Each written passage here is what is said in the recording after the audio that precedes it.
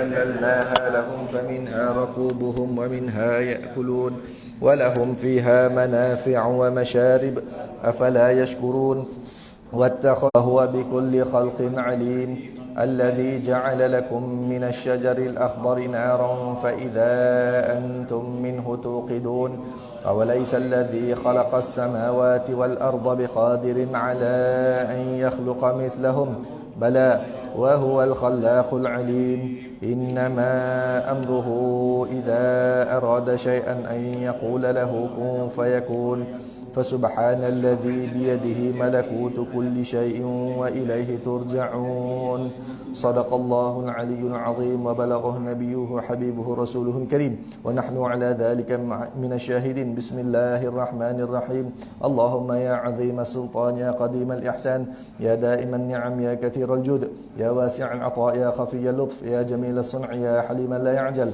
صل يا ربي على سيدنا محمد وآله وسلم وارض عن الصحابة أجمعين اللهم لك الحمد شكرا ولك المن فضلا وأنت ربنا حقا ونحن عبيدك رقا وأنت لم تزل لذلك أهلا يا ميسر كل عسير ويا جابر كل كسير ويا صاحب كل فريد ويا مغني كل فقير ويا مقوي كل ضعيف ويا مأمن كل مخيف يسر علينا كل عسير فتيسير العسير عليك يسير اللهم يا من لا يحتاج إلى البيان والتفسير حاجاتنا كثير وأنت عالم بها وخبير اللهم إنا نخاف منك ونخاف ممن يخاف منك ونخاف ممن لا يخاف منك اللهم بحق من يخاف منك نجنا ممن لا يخاف منك اللهم بحق سيدنا محمد احرسنا بعينك التي لا تنام واكنفنا بكنفك الذي لا يرام وارحمنا بقدرتك علينا فلا نهلك وأنت ثقتنا ورجاؤنا وصلى الله على سيدنا محمد وآله وصحبه وسلم والحمد لله رب العالمين عدد خلقه ورضا نفسه وزنة عرشه ومداد كلماته اللهم إنا نسألك زيادة في الدين وبركة في العمر وصحة في الجسد وسعة في الرزق وتوبة قبل الموت وشهادة عند الموت ومغفرة بعد الموت وعفو عند الحساب وأمانا من العذاب ونصيبا من الجنة وارزقنا النظر إلى وجهك الكريم وصلى الله على سيدنا محمد وآله وصحبه وسلم سبحان ربك رب العزة عما يصفون وسلام على المرسلين والحمد لله رب العالمين في كل لحظة أبدا عدد خلقه ورضا نفسه وزنة عرشه ومداد كلماته الحمد لله رب العالمين وصلى الله وسلم على سيدنا محمد وعلى آله وصحبه أجمعين اللهم أخرجنا من ظلمات الوهم وأكرمنا بنور الفهم وافتح علينا بمعرفة العلم وسهل أخلاقنا بالحلم واجعلنا ممن يستمعون القول فيتبعون أحسنه وبعد الحمد لله setinggi-tinggi pujian dan syukur kita rafakkan ke hadrat Allah Subhanahu wa taala. Kita puji Allah atas segala anugerah-anugerah, nikmat-nikmat yang Allah telah kurniakan kepada kita. Kita mohon semenjak pada bulan Rajab yang lalu, mohon minta Allah sampaikan kita kepada Ramadan. Alhamdulillah makbul. Allah sampaikan kita kepada Ramadan, habis kita daripada Syawal, dan kini kita telah masuk kepada bulan-bulan haram yang mana 3 bulan berturut-turut adalah bulan haram, Zulqa'dah, Zulhijjah akan datang, dan kemudian masuk tahun baru dan juga bulan haram juga, bulan Muharram. Maka ketiga-tiga bulan ini ataupun keempat-empat bulan haram yang Allah telah isyaratkan dalam Al-Quran ini, yang Allah Ta'ala firmankan, inna iddatash syuhuri 'indallahi 12 syahran fi kitabillah yauma khalaqas samawati wal arda minha arba'atun hurum fala tadhlimu fihinna anfusakum wa qatilul musyrikina kaffatan kama yuqatilunakum kaffah. Jadi Allah Ta'ala firmankan, sesungguhnya bilangan bulan di sisi Allah itu adalah 12. Ya Allah Ta'ala telah mulakan pengiraannya itu pada hari mula-mula Allah Ta'ala menciptakan langit dan bumi. Daripada 4 bulan tersebut, daripada 12 bulan tersebut, ada 4 bulan yang haram. Itu bulan yang dihormati, yang mana Allah firmankan kalau bulan yang dihormati, bulan haram, so kenapa? So Allah bagi tahu pada kita, fala tadhlimu fihinna anfusakum. Jangan kamu menzalimi diri kamu pada bulan-bulan haram itu dengan melakukan dosa. Kerana apa? Kerana dosa pada bulan haram ini, segala amal ibadat kita digandakan.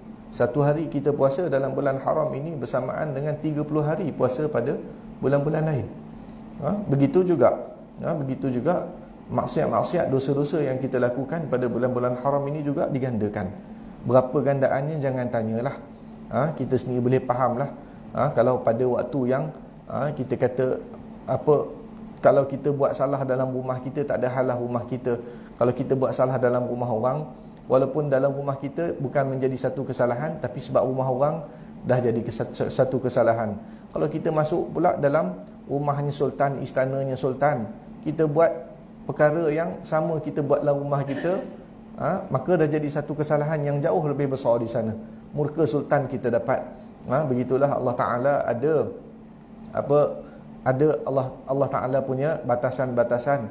Maka kita cuba sedaya upaya taubat pada Allah banyak-banyak, mohon ampun pada Allah banyak-banyak. Semoga Allah Ta'ala bagi taufik kepada kita, dapat kita menghindari la haula wala quwwata illa billahil aliyyil azim. Tidak ada daya untuk kita melakukan ketaatan, wala quwwata, dan tidak ada kekuatan untuk kita nak menepis, menangkis, mengelak daripada maksiat, melainkan dengan bantuan Allah Ta'ala jua. Jadi semogalah Allah tetapkan iman kita. Semoga Allah Ta'ala sampaikan kita kepada bulan Zulhijjah yang akan datang, yang macam-macam lagi ada ibadatnya di sana. Itu puasa 9 hari, ada korbannya. Dan yang mampu lakukan korban, lakukan korban. Yang tak mampu, cubalah macam mana sedaya upaya bagi mampu juga. Lakukan korban. Kena buat korban ya, jangan tak buat korban. Saya dah buat tahun lepas, tahun ni tak payah buat. Allah. Road tax kereta kita tahun lepas kita renew, tahun ni tak payah renew, kena renew juga. Jadi korban kena buat. Rasulullah mengatakan jangan duduk, siapa yang mampu melakukan korban tetapi tidak melakukannya, jangan datang duduk dengan kami. Sunnah muakkadah di sisi mazhab kita, mazhab Syafi'i, dan wajib di sisi mazhab Hanafi. Jadi kena lakukan korban. Tak ada ibadah yang lebih Allah Ta'ala sukai yang untuk kita lakukan pada 10, 11, 12 dan 13 Zulhijjah itu lebih daripada menumpahkan darah binatang korban. Kalau kita bina masjid 100 buah masjid, 1000 buah masjid sekalipun pada hari tersebut, takkan dapat menandingi orang yang menumpahkan darah binatang korbannya. Jadi lakukan korban. Yang belum biasa pegang pisau sembelih binatang, biasakan. Hari ini Allah Ta'ala train kita supaya kita biasa sembelih makhluk Allah yang jinak, yang baik. Supaya satu hari nanti tak lama lagi sampai seruan untuk kita sembelih makhluk-makhluk Allah yang buas pun, kita jadi dah tak heran sangat dah. Tak kekok, tak rasa seriau dah. Pasal apa? Pasal yang jinak pun kita dah biasa sembelih. Maka yang liar-liar ni, ni memang aku tunggu masanya. Begitu ya. Jadi apabila kita orang Islam, ini syiar kita ya. Ini syiar kita. Saya baru ni ada terdengar video klip terplay sendiri ke macam mana dekat handphone. Agaknya YouTube ke ataupun macam itulah. Siapa nama tu yang Ridwanti. Ustaz Ridwanti ya. Dia ada sebutkan tentang bilangan, dia ada data bilangan kuil-kuil, tokong-tokong.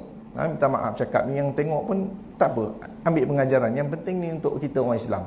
Dia kata bilangan-bilangan kuil ni terlalu banyak berbanding surau-surau dan masjid-masjid. Kita nak salahkan siapa? Jangan kita mula-mula terus nak menyerang kepada pihak-pihak yang membina kuil tu. Kita muhasabah diri kita, muhasabah kita sebagai orang Islam. Adakah syiar-syiar Islam kita dah tegakkan? Bila kita hidupkan, kita tegakkan syiar-syiar Islam, syiar-syiar kufar dia akan ranap. Automatik, tak perlu kita susah payah pun. Ada masa kita ramai-ramai kena puasa sunat, kita puasa sunat. Ada masa kita baca maulid, ramai-ramai kita baca maulid. Ada masa kita sama-sama duduk berzikir. Waktu yang kita patutnya duduk berzikir, kita duduk berzikir. Waktu yang kita patut menuntut ilmu, di antara maghrib dan isyak, penuhi masa kita untuk mengaji, untuk belajar, menadah kitab, gunakan. Kerana kita akan hidupkan, kita akan tegakkan syariat-syariat Islam. Apabila naiknya syariat-syariat Islam, syariat-syariat kufar ni akan turun. Otomatik akan turun, dia akan ranap sendirinya. Begitu. Dan di kalangan sebahagian daripada syiar-syiar Islam kita itulah menyembelih binatang korban. Pada hari 10 Zulhijjah itu Aidil Adha, 11, 12, 13 itu hari tasyrik. Jadi kena hidupkan, kena buat. Jangan tak ada, jangan hari ni tak ada siapa sembelih korban, kena ada. aturkan macam mana pun, bagi ada setiap 11, 12, 13 tu pun ada juga binatang-binatang korban yang ditombangkan, yang disembelih. Baik, mudah-mudahan dengan naiknya syiar-syiar Islam itu, syiar-syiar kufar tak akan dapat naik. Mereka tak akan dapat subur. Jadi kalau tempat-tempat yang tertentu, kalau kita di sini alhamdulillah di Batu Pahat, kita nampak syiar-syiar Islam kita, masjid-masjid surau kita aktif dengan majlis-majlis. Paling-paling tidak pun yasinannya, tahlilannya seminggu sekali pun ada jugalah. Jangan tak ada langsung. Ada tempat yang memang tak ada. Jadi kalau kita tengok pandang sekelilingnya, walaupun penganut agama lain tu tak berapa nak ramai, tapi dia punya patung-patung sembahan dia, rumah-rumah sembahan dia itu lebih banyak. Dan kita orang Islam, bukan adab kita jadi supaya kita nak menyerang kepada mereka, nak robohkan tempat ibadat mereka. Tidak. Itu tak diajar oleh Nabi kita. Tak diajar oleh agama kita. Baik, jadi insya-Allah malam ni kita sambung lagi pengajian kita yang kita tangguh sekian lama ya, untuk laluan bulan Ramadannya, untuk Syawalnya, baraan kita. Baraan itu juga sebahagian daripada syariat kita. Bagus kita teruskan. Ya, cuti 2 bulan tak apa. Kuliah-kuliah yang waktu maghrib lah. Kuliah yang waktu lain boleh jalan, subuh ke, asar ke, zuhur ke, duha ke, teruskan. Teruskan gitu ya. Baik, sambung baca pada ayat-ayat suci Al-Quranil Karim daripada surah Al-Baqarah. Ayat terakhir kita berhenti ayat berapa? 18. Ayat terakhir kita berhenti pada ayat 18. Ayat 19, firman Allah Subhanahu wa taala, "Au kasayyibin minas samai fihi dhulumatun wa ra'dun wa barqun yaj'aluna asabi'ahum fi adhanihim minas sawa'iqi hadaral maut wallahu muhitun bil kafirin." Ayat-ayat yang kita telah bacakan sebelum ini, 2 ayat sebelum ini kita baca, itu tentang contoh-contoh bagi orang-orang yang kufur. Orang-orang yang kufur nyata. Kufur ada 2 jenis. Satu kufur nyata, satu kufur tak nyata. Kufur nyata kita kata akidahnya salah, dia bukan Islam. Dia bukan Islam. Sama ada dia belum pernah Islam, ataupun dia dah masuk Islam tapi dia murtad. Yang satu lagi, dia Islam tapi i'tiqadnya salah, pahamannya salah, bukan ahli sunnah wal jamaah. Selain daripada ahli sunnah wal jamaah, maka itu juga tak dikira mereka Islam pada zahir saja. Iman mereka tak sah. Iman mereka tak sah. Begitu. Dan contoh-contoh bagi orang yang maknanya i'tiqadnya salah. I'tiqadnya salah. Allah Ta'ala bagi contoh pada ayat yang kita bacakan ini, ayat 19 ini, au kasayyibin minas sama'i, ataupun contoh bagi orang-orang yang salah i'tiqad ini, seperti sayyibin minas sama', seperti hujan yang turun dari langit. Hujan itu perumpamaan bagi wahyu. Banyak dalam ayat-ayat lain kalau kita tengok, hujan itu Allah Ta'ala seolah-olah nak umpamakan dengan wahyu. Wahyu yang mana kalau dia turun, atau air hujan kalau dia turun kena kepada tanah-tanah yang tandus, tanah-tanah yang gersang, tiba-tiba boleh tumbuh. Gersang kemain tak tumbuh apa, tiba-tiba turun hujan, esok pagi ada rumput kecil-kecil dah mula tumbuh. Itu kalau air hujan. Mana lagi hebat air hujan dengan wahyu yang Allah Ta'ala turunkan. Kalau begitu kita fahami, wahyu yang Allah Ta'ala turunkan itu jauh lebih dahsyat untuk menyuburkan, membasahi kepada hati-hati kita yang tandus. InsyaAllah akan tumbuh benih-benih imannya, akan zahir pada amalan-amalan kita, pada akhlak kita, pada tutur bicara kita, langkah kita, sentuh kita, letak kita, itu semua akan terzahir kesan-kesan keimanan tersebut. Fihi dhulumatun wa ra'dun wa barqun, yang ada padanya hujan yang nak turun tu, sebelum nak diturun hujan tu, dia ada 3 perkara yang Allah sebut kat sini. Pertama, gelap, dhulumatun. Bila kita nampak hujan nak turun, kita nampak awannya gelap. Nampak pokok hujan gelap, awan hitam kat sana. Wa ra'dun, dan juga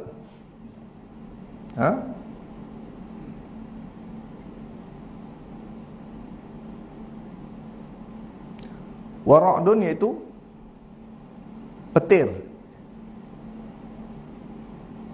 Petir.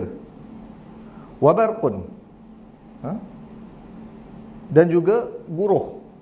Dia ada petir yang menakutkan, kemudian ada bunyi guruh.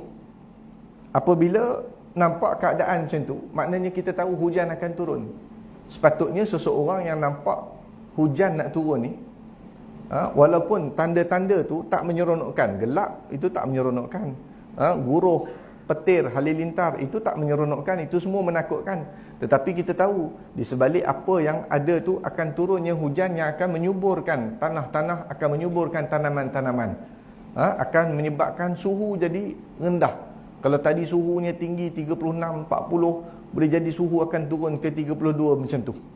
Sejuk sikit lah kita rasa, selesa sikit kita rasa. Baik. Dan kalau kita fahami begitu, maka kita akan ternanti-nanti akan wahyu yang turun. Kita akan ternanti-nanti nak dengar wahyu yang dibacakan kepada kita. Kita akan ternanti-nanti majlis-majlis yang akan dibacakan padanya ayat-ayat wahyu daripada Allah. Sebab apa Allah sebut begini?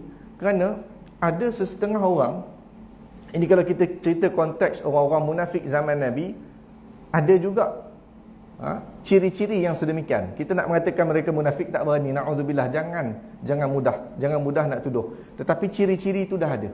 Cirinya apa? Aku kalau ustaz ni aku tak suka. Pasal apa? Ustaz ni cakap pedas. Ustaz ni cakap pedas, asyik kena kat aku.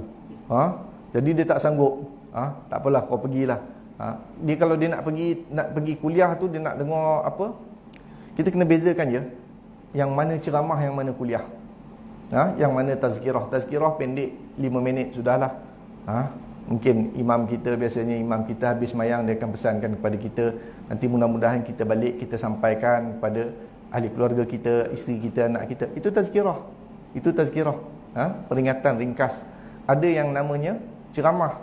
Ceramah ni tak bagus ya. Sekali-sekala, setahun sekali, sebulan sekali tu pun dah banyak sangat dah tu. Ceramah ni tak bagus. Orang kata apa, nak pesan kepada orang-orang yang baru datang, yang belum kenal majlis ilmu, tak apalah kita ceramah sekali-sekala. Yang kena kerapkan itu kuliah, pengajian, taklimnya, pengajian kitab. Dan kena tengok ustaz ni dia datang, dia mengajar kitab apa, dan kita kena bawa juga kitab macam mana dia bawa. Ni malam ni mengaji kitab apa? Tauhid contohnya. Kita tauhid baca kitab apa ya? Ustaz tu baca kitab apa? Tanya ustaz, kita nak buka kitab apa ya? Kalau tasawuf, kitab apa ya? Penawar bagi hati. Bawa beli kitab. Jangan tak beli kitab. Ni kita punya kuliah kita tafsir Al-Quran, kurang-kurang bawa Quran terjemahan. Kurang-kurang kena bawa Quran terjemahan. Kita tengok itu wahyu Allah. Sifat-sifat Allah kita tak boleh nak tengok, tak boleh nak tahu macam mana, bagaimana. Dan memang tiada bagaimana pun bagi sifat-sifat Allah. Cuma satu saja sifat Allah yang Allah letak depan kita, yang kita kata ditakbirkan di depan kita, itu sifat kalam Allah. Ini kalam Allah. Jadi jangan tak ada. Bawa juga. Kalau kata mengaji kitab fiqh, tanya, ustaz malam ni mengajar kitab fiqh, baca kitab apa? Kalau dia kata kita baca secara ni, kalau boleh ustaz bagi ada satu kitab, ustaz senang kita nak tengok. Kalau boleh gitu. Jadi kerapkan kuliah-kuliah ataupun pengajian-pengajian ni ya. Baik. Maka ada orang dia tak suka nak hadir kuliah-kuliah macam ni. Nak lagi kalau pengajian tasawuf. Allah, nanti ustaz ni kata habis kena kat aku saja, daripada awal sampai habis kata kat aku. Ustaz tu kenal kita ke tidak? Ustaz tu tahu tak apa kita buat? Barangkali dia tak tahu. Barangkali dia tahu pun. Kalau dia tahu, tak apalah, maknanya dia tegur kita, dia cukup baguslah, ada orang tolong tegur. Kalau dia tak tahu, tiba-tiba kenapa dia boleh sebut kena sungguh kat aku? Itu teguran daripada Allah, melalui ustaz tersebut. Kalau ustaz-ustaz jenis begini, kita kena duduk dengan dia, kena tahan duduk dengan dia. Dia cuba nak betulkan kita tu.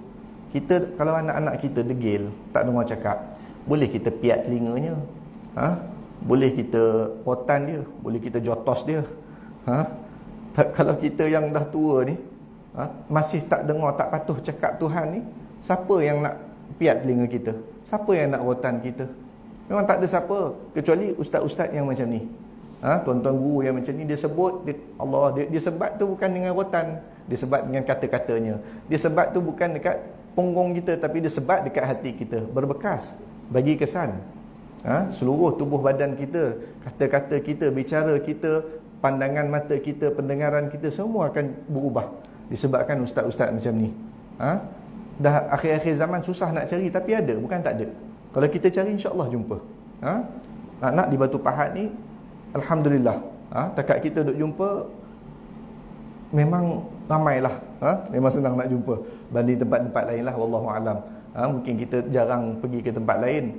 Macam dulu kita duduk di KL, ramai tuan-tuan guru kita, antaranya almarhum Kiai Fahmi Zamzam, tuan guru kita Syekh Nuruddin, Syekh Fuad Kamaluddin, itu semua alhamdulillah, itu semua betul-betul memang bentuk kita, walau agaknya dia tak kenal lah nama kita, tapi yang disebut tu semua tentang kita. Ya. Baik, jadi jangan tak sanggup lah. Orang-orang munafik zaman Nabi ni dia tak sanggup.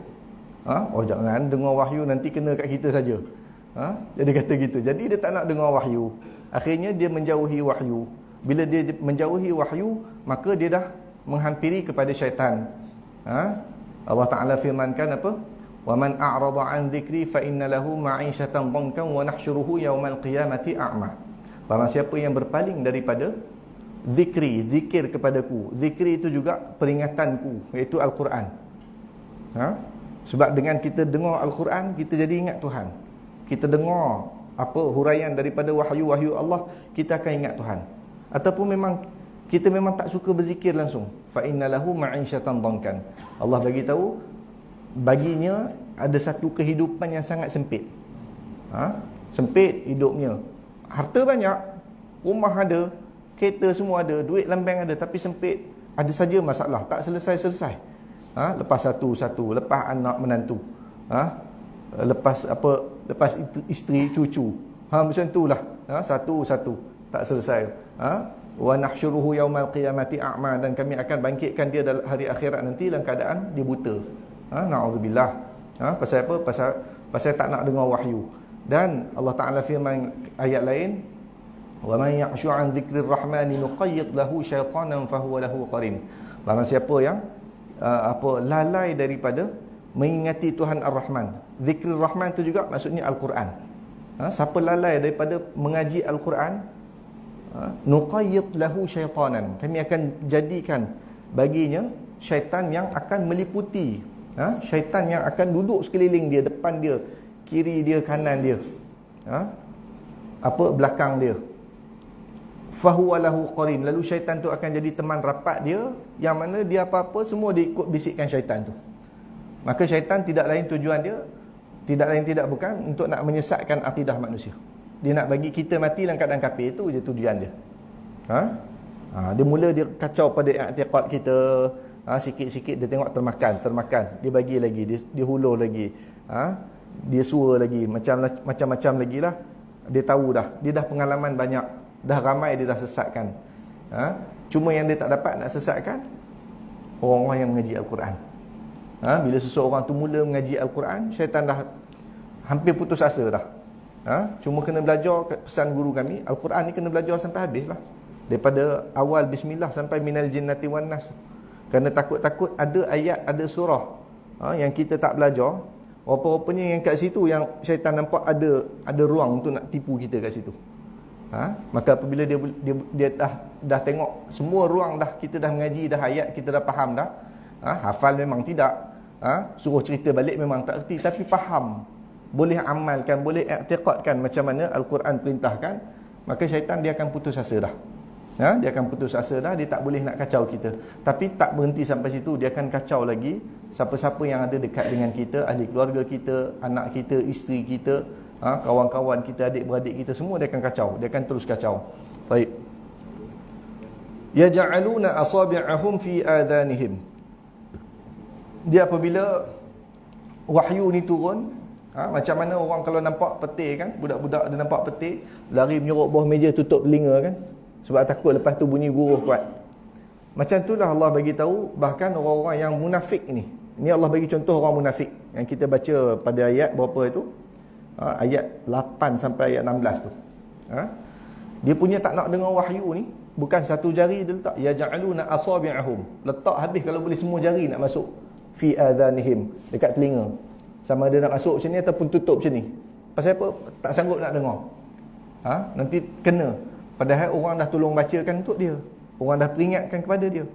Nak harap dia sendiri nak pergi cari majlis, duduk dalam majlis, memang tidak. Dan apabila datang duduk pula, terpaksa duduk, ataupun orang datang sampaikan kepada dia, sedaya upaya dia tak nak dengar. Sedaya upaya dia tak nak dengar. Minas sawa'iqi hadaral maut. Macam orang yang takut akan bunyi guruh, hadaral maut. Takut tu pula bukan takut-takut biasa, takut macam nak mati. Macam takutkan kematian. Begitu sekali. Wallahu muhitun bil kafirin. Dan Allah Ta'ala Maha mengetahui dengan ilmu yang dalam tentang perihal-perihal orang-orang yang ingkar, kafir. Kafir kat sini maksudnya orang yang ingkar macam mana? Ingkar yang dia zahirnya Islam. Dia semayang, dia puasa, dia pergi haji, dia pergi umrah, tapi dalam hati dia tak nak terima. Tak payah semua. Satu bahagian saja dah cukup untuk menyebabkan dia kafir. Satu bahagian saja daripada agama Allah, daripada wahyu Allah, dia tak nak terima, dah cukup untuk dia menjadikan dia kafir. Apa bahagian-bahagian tersebut? Ini Allah akan perincikan lagi dalam surah Al-Baqarah ni. Kalau kita tengok satu-satu, kadang-kadang sampaikan ayat tu, kita tengok ayat yang kita baca tu dengan sebelumnya tu macam tak ada kaitan, tapi ada kaitan dia. Macam tu sekali. Semua ada kaitan, tak ada yang tak ada kaitan. Baik. Yakadul barqu yakhtafu absarahum. Hampir-hampir sahaja petir itu menyambar akan penglihatan mereka. Maknanya wahyu tadi tu boleh saja kalau Allah nak jadikan wahyu yang turun tu disebabkan mereka tak nak melihat, tak nak melihat dengan mata hati mereka, boleh saja Allah nak panah petir itu biar kena mata, biar jadi buta. Allah boleh nak buat gitu. Tapi Allah Ta'ala firmankan dalam surah Yasin yang kita baca tadi, walau nasha'u la tamasna ala a'yunihim fastabaqus sirata fa anna yubsirun. Kalau kami kehendaki, boleh saja kami butakan penglihatan-penglihatan mereka. Kemudian kami suruh mereka, carilah sendiri. Jadi macam mana dia nak tengok? Kesian pula kat dia. Jadi Allah tak bagi dia buta, biar dia celik, biar dia cari, biar dia nilai sendiri. Lihat bukan sekadar dengan mata kepala, tapi dengan mata hati. Kullama adha'a lahum masyaw fihi wa idza adlama alaihim qamu. Allah bagi tahu wahyu yang turun ni, orang-orang munafik, orang-orang yang kafir secara tak nyata ni, kullama adha'a lahum, apabila wahyu tadi memberi cahaya kepada mereka, maknanya bagi kelebihan kepada mereka, masyaw fihi, dia terima, dia akan lalu. Maknanya petir tadi bila menyala, dia akan ada cahaya. Bila ada cahaya, dia nampak jalan, dia akan tempuhlah jalan. Macam itulah. Begitu juga agama Allah ni, perintah-perintah Allah, ada perkara yang dia nampak menguntungkan bagi pihak dia, yang tu dia nak. Contoh apa? Contoh, kalau orang-orang munafik ni senang, banyak Allah bagi contoh dalam Quran dalam bab perang. Ajak pergi perang, dia tak nak. Dia buat macam-macam alasan. Bila pembahagian harta rampasan perang, tiba-tiba dia muncul. Dia kata kami pun ada bahagian juga. Macam tu. Yang bab tu dia nak bab-bab keduniaan, untung dari segi keduniaan. Dia bukan dia nak untung dari segi akhirat, dia nak untung dunia. Waktu tu dia terima. Wa idza adlama alaihim, apabila wahyu tadi menyebabkan kegelapan ke atas mereka, qamu, maka dia pun bangun beredar. Dia tak sanggup duduk dah. Tiba-tiba kata kena keluar berjihad. Kami nak kena jaga rumah. Rumah kami tak boleh tinggal. Kebun kami nanti tak ada siapa nak jaga. Takut pencuri dan sebagainya. Macam-macam alasan dia bagi. Jadi ini ayat yang kita kena ambil perhatian lebih. Kenapa? Kerana kita dah diambang jihad fi sabilillah. Sekarang tak boleh berlaku jihad. Kenapa? Kerana kita tak ada khalifah. Sikit hari lagi, kalau sampai khalifah, diperintahkan kita keluar jihad, jangan nak bagi alasan. Jangan nak bagi alasan. Nanti tengok kawan-kawan kita balik harta rampasan perang, nak pula kita pergi. Seronok dapat harta rampasan perang banyak ni. Bila pula perang aku nak ikut juga. Pasal nak harta rampasan perang. Begitu ya. Baik. Walau syaa Allahu la dhahaba bisam'ihim wa absarihim. Sekiranya Allah Taala kehendaki, boleh saja Allah Taala menghapuskan pendengaran mereka bagi sampai mereka pekak, wa absarihim, dan penglihatan mereka biar sampai jadi buta. Biar pekak dan buta dalam masa yang sama.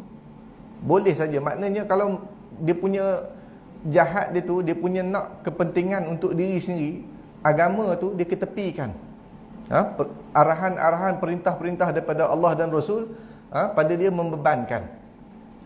Dia punya perangai, sikap dia macam ni. Kalau Allah Ta'ala nak butakan dia, nak pekakkan dia, boleh sangat dah.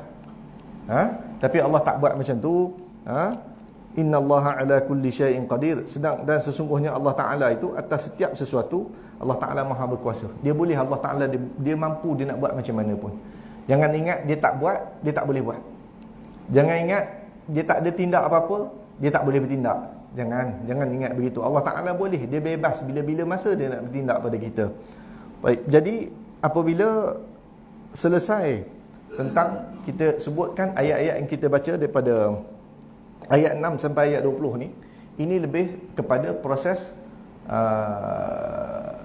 takhliyah. Takhliyah ni pembersihan. Jangan kita ada sikap-sikap macam ni. Jangan kita ada tutur bicara macam ni. Jangan kita ada i'tiqad, tanggapan-tanggapan yang macam ni. Maka apabila dah bersih, maka Allah Ta'ala firmankan pada ayat 21, ya ayyuhan nasu ubudu rabbakumul ladzi khalaqakum walladzina min qablikum la'allakum tattaqun. Ya ayyuhan nas, wahailah sekalian manusia. Ini seruan untuk semua manusia. Dan kita kena sampaikan, ubudu rabbakum. Hendaklah kamu tauhidkan Tuhan kamu dalam beribadah. Dalam tafsir Jalalain menyebutkan u'budu rabbakum kat sini, wahidu rabbakum. Tauhidkan Tuhan kamu, jangan syirikkan Tuhan kamu. Lebih-lebih lagi dalam perkara ibadah, dalam kita memperhambakan diri, jangan kepada selain daripada Allah. Perhambakan diri pada Allah sudah. Jangan perhambakan diri kepada kuasa-kuasa besar. Jangan perhambakan diri kita pada orang-orang kafir yang mereka nampaknya ada kelebihan dari segi harta, dari segi teknologi, dari segi apa saja mereka ada. Jangan perhambakan diri kepada mereka. Alladzi khalaqakum, Tuhan yang telah menciptakan kamu. Jadi bila Allah sebut Tuhan yang menciptakan kamu, tanya agama lain. Tanya agama lain, siapa cipta kau? Tuhan kau yang banyak-banyak kau sembah tu, Tuhan mana yang ciptakan kau? Akhirnya dia akan balik cakap Allah. Sebab tu Allah kata kat sini, Allah sebut alladzi khalaqakum walladzina min qablikum. Dan orang-orang sebelum kamu pun, siapa yang cipta? Siapa yang cipta orang-orang sebelum kamu? Tuhan kamu yang mana ni? Kamu sembah banyak Tuhan, cuba tanya tengok. Tuhan mana yang cipta ni? Akhirnya balik kata Allah juga. Maknanya apa? Maknanya banyak mana agama, banyak mana fahaman yang ada, semua tak boleh nak menafikan bahawasanya yang menciptakan hanyalah Allah. Kuasa mencipta hanya ada pada Allah. Jadi otomatik kat sini, agama-agama lain, tak kira dia Kristian ke, dia Hindu ke, hatta dia ateis sekalipun, dia percaya pada Tuhan. Akal dia, selama mana dia ada akal, dia tak boleh terima yang Tuhan tu tak ada. Kalau contohlah kita kata orang kafir nak debat dengan kita, dia kata, apa korang orang Islam ni sembah siapa? Tengok ada Tuhan ke? Tak ada pun Tuhan. Dia kata, korang sembah siapa?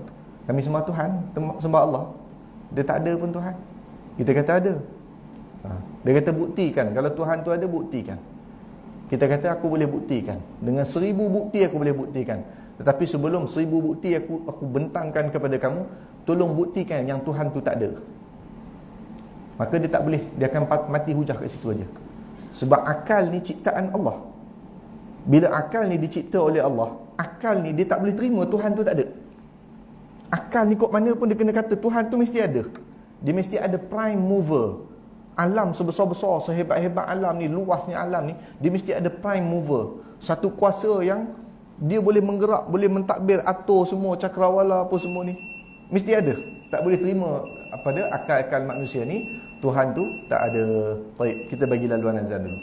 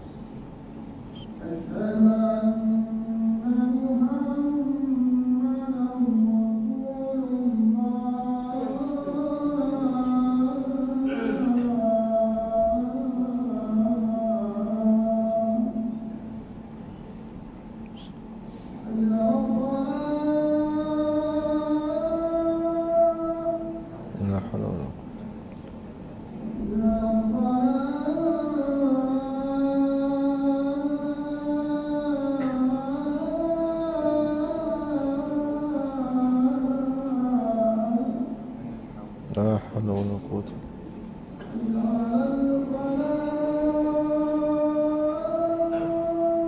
La haula wala quwwata.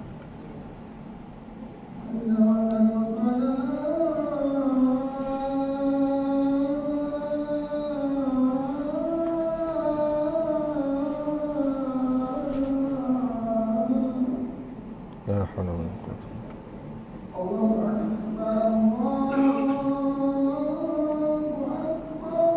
Allahu akbar, Allah.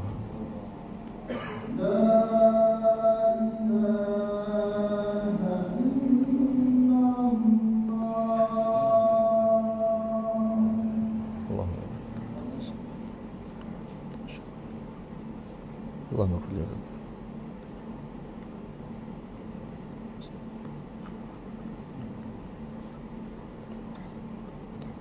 Sallallahu alaihi wasallam.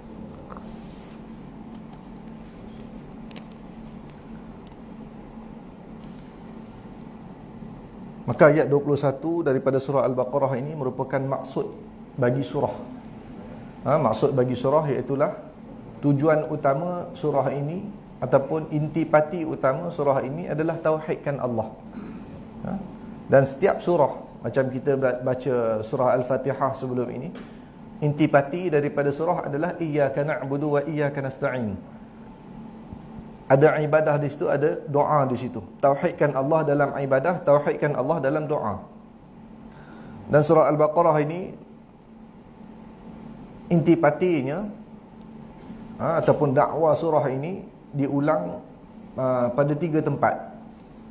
Pada ayat ni, ayat 21, kemudian pada wa ilahukum ilahun wahid, la ilaha illa huwar rahmanur rahim, dan yang ketiga pada ayatul kursi.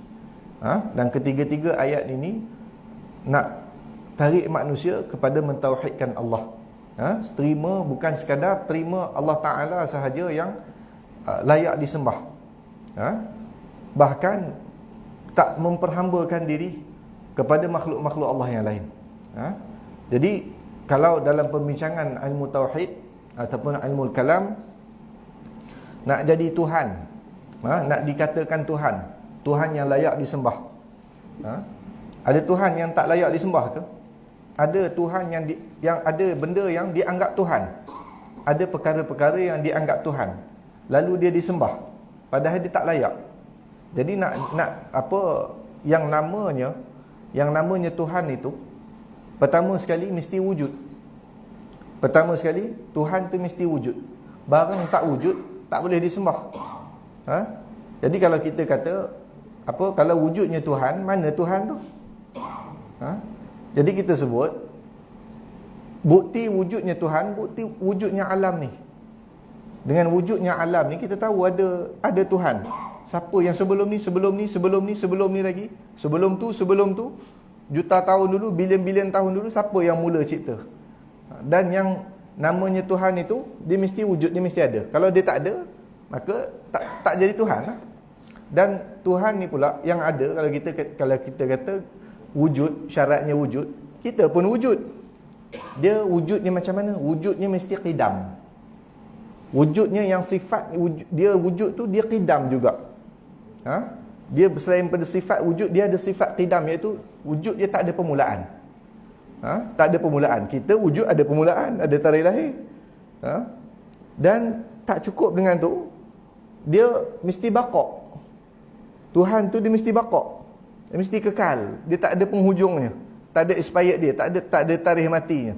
Takkan tua, takkan hancur, takkan musnah, takkan fana. Baqa'. Dan kita kata, boleh jadi kita kata masa juga adalah Tuhan.